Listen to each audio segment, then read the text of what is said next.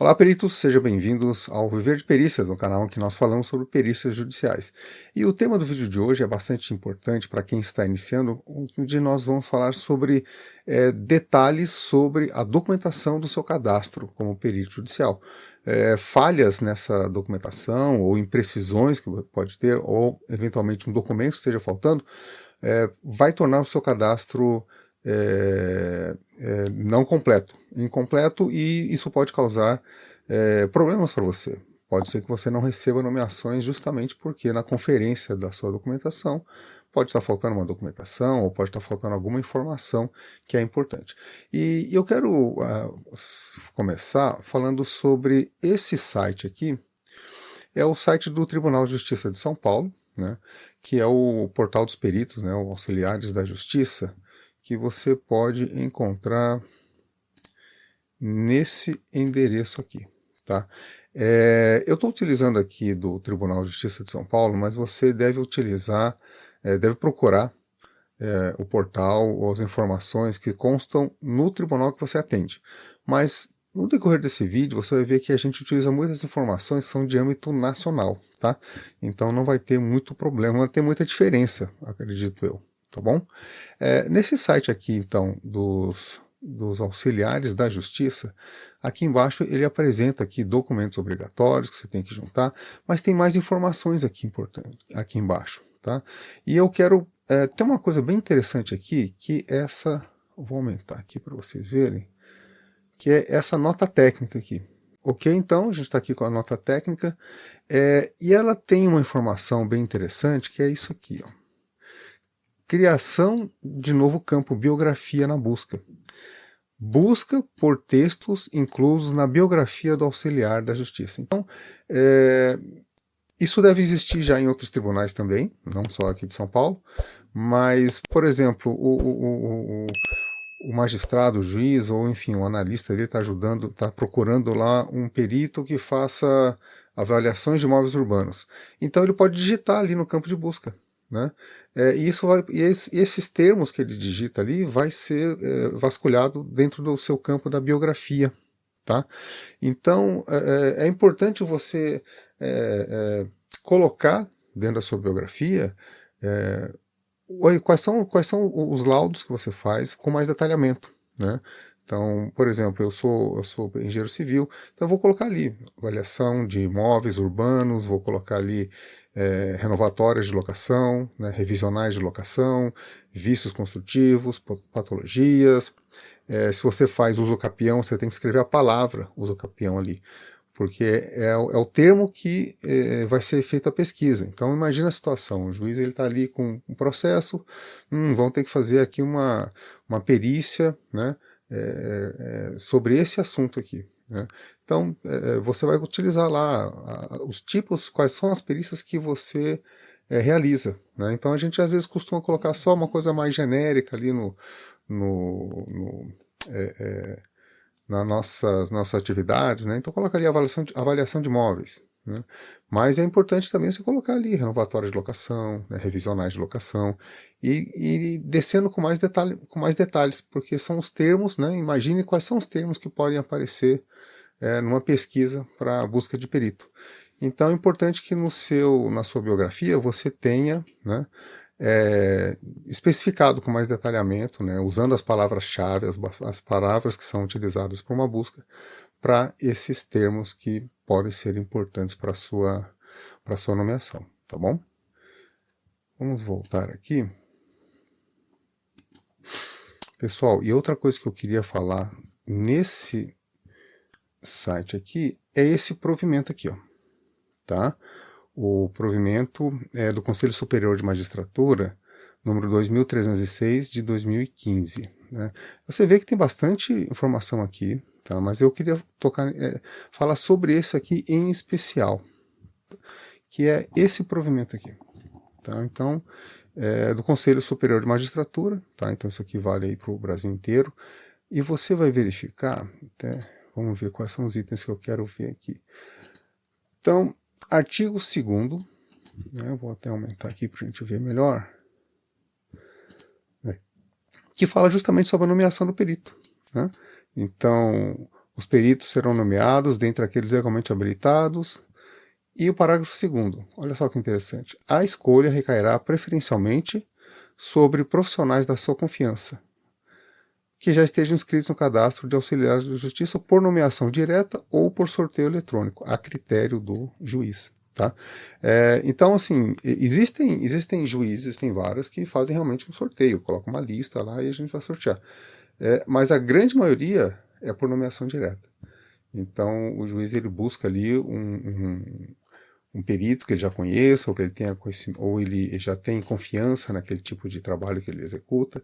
Então tem bastante por nomeação direta. Não quer dizer que ele vai nomear sempre o mesmo perito. Às vezes ele tem ali uma lista de meia dúzia, 3, 4, 5, 6 peritos que ele está sempre nomeando aqueles lá, tá? Então existe realmente a lista, que a gente sempre ouve falar, mas principalmente por nomeação direta mesmo, ele já tem aquela confiança. Por isso que é importante a visita, né, você se apresentar lá para o juiz, e é importante também você fazer o acompanhamento, né? Então, você fez lá um laudo, teve algumas dificuldades, um laudo um pouco mais complicado, vai lá, visita o juiz, despacha com ele, explica para ele aquele laudo, né, porque ele vai ter que sentenciar, ele vai ter que dar uma decisão sobre aquilo. É muito importante ele escutar do perito, né, uma explicação mais simples, uma explicação direta do perito, até ele aproveita para tirar algumas dúvidas, então ele se sente muito mais seguro, né, de um serviço, de uma explicação que você conseguiu passar para ele. É bem mais interessante. Então ele sente mais confiança para fazer uma nomeação de um perito que faz esse tipo de acompanhamento, tá bom? Eu queria também passar aqui para Aqui ele fala um pouco sobre recuperação judicial, não é o nosso caso, né? Isso aqui é interessante, ó, parágrafo 6º.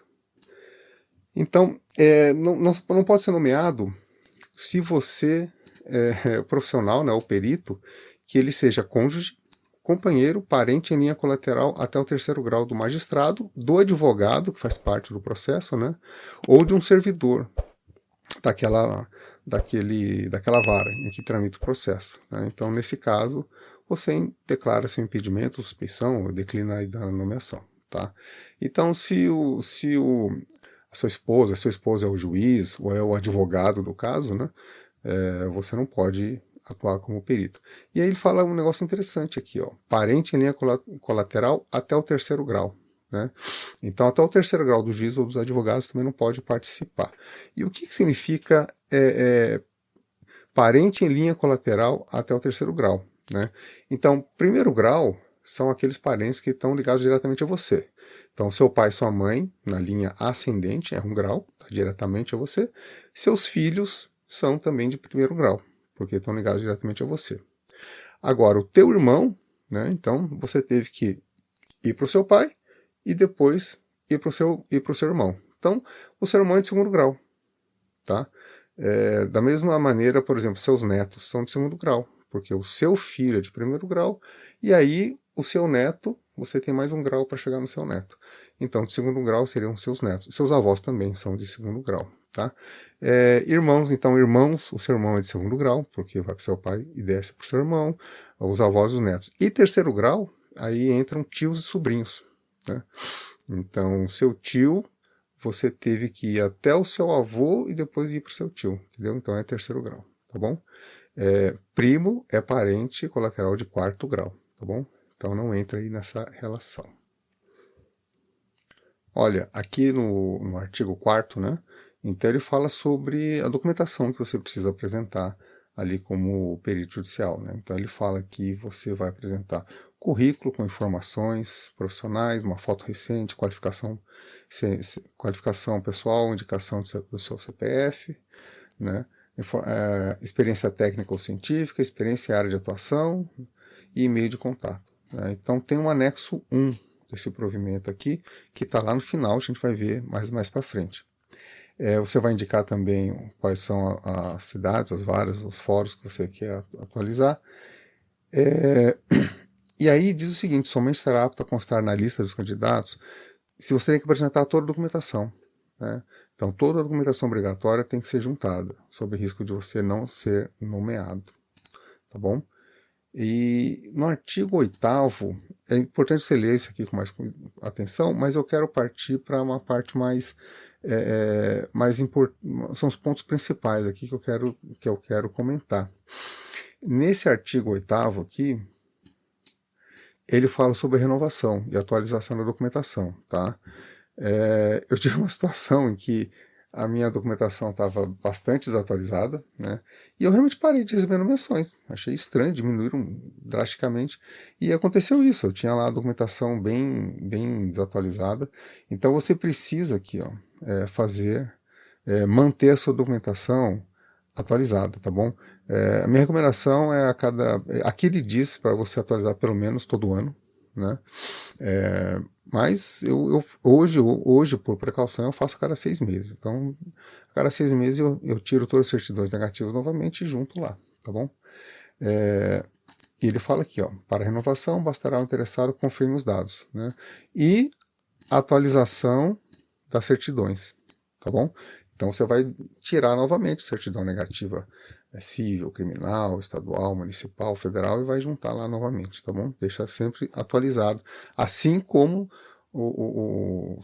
os comprovantes do seu conselho regional, tá bom? Do CREA, do CAL, do CRM, do conselho dos contadores também. Detalhe, perito grafotécnico não tem conselho, entendeu? Então você não precisa, se você é perito grafotécnico, você não precisa juntar nenhum comprovante de conselho de grafotécnica. E agora vamos falar sobre o anexo 1. Gente, no final desse item aqui, ó, anexo 1, documentos necessários, né, para o cadastro no sistema. Você vai informar seu nome, o sexo, data de nascimento, né, foto mais um anexo obrigatório. Você tem que juntar o arquivo da sua fotografia. Então ele pede aqui telefone, endereço, formação acadêmica, biografia. A biografia diz opcional, tá? Mas é importantíssimo você colocar, lembrando que eles vão utilizar o campo de busca e vão digitar ali as atividades que eles precisam, tá? As certidões, né? Então, certidões negativas, civil, criminal, atualização. E uma coisa importante que eles pedem, que é a declaração de responsabilidade. É um documento que é obrigatório, tá? Isso é um provimento do Conselho Superior de Magistratura. Então, é um documento que você vai escrever e você vai assinar e vai colocar lá na tua documentação.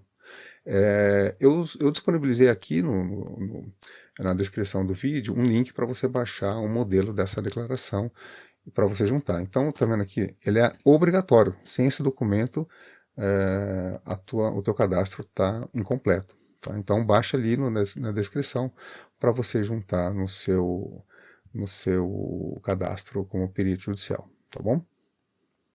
E é isso. O vídeo de hoje é sobre esse material, essa documentação e esses detalhes que são importantes, tá? Então, leia novamente, entre ali no portal dos peritos, leia a legislação, leia a documentação, leia os provimentos, mas eu abordei nesse vídeo os pontos principais que você tem que tomar cuidado. Então, muito obrigado e até a próxima.